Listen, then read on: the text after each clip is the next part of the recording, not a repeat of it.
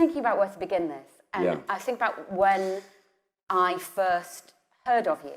And I think I first heard of you, I was sharing a flat with a director called Robert Hastie, who is the artistic director of Sheffield Theatres now. And Rob was training then as an actor at RADA. And I said to Rob, I was starting my career as a director, come on, who's good in RADA? Like, who do you think's great? And who's going to be, you know, the best actors from your year and the above? And he said, well, there's this guy called Tom Hiddleston, right? And the thing about him is that he comes in before everybody else of the working day at RAD, and it's a pretty punishing drama school. I think it's got, you know, it's a hard, tough training. Well, we can talk about that. And he comes in and he warms up properly, and then he stays behind after everybody else, and is the last person to leave. And not only is he incredibly talented, but he's incredibly hardworking. And I was like, wow, he sounds really great. We should.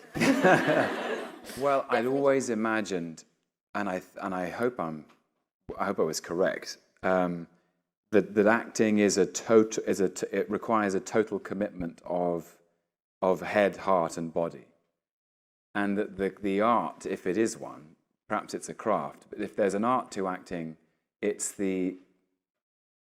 inhabiting characters fully, not.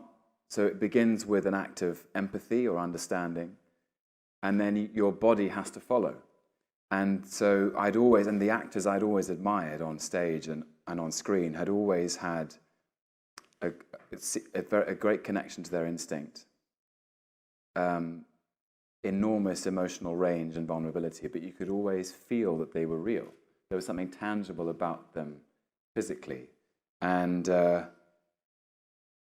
I knew I was 21 when I arrived, and I knew that I'd had this extraordinary and very fortunate academic training at Cambridge, learning how to read, learning how to think to some extent, to be rigorous and to investigate ideas, to turn them over, not to leave a stone unturned, to keep investigating, keep searching, stay curious.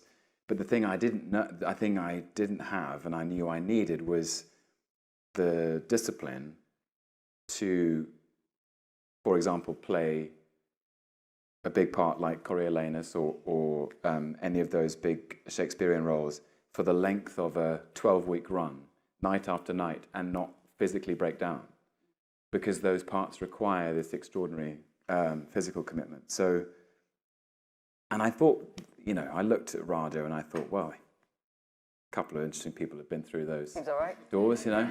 They must know something. Yeah.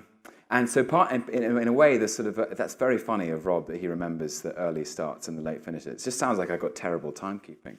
Just need to manage my time better. But part of that was about wanting to soak up the experience. I knew it was a unique and privileged experience. I was very lucky to get in, and I wanted to make the best of it. What was the best bit? I think it's being not just encouraged, but sort of thrown out of my comfort zone, doing things that I was afraid of, doing things I had never done before. The training when I was there was total. So it was a Stanislavski-based training, learning the basics of the system, as he called it, grounding a performance in naturalistic truth, which is all about detail, really, because we're trying to boil it down. As an actor, you're trying to represent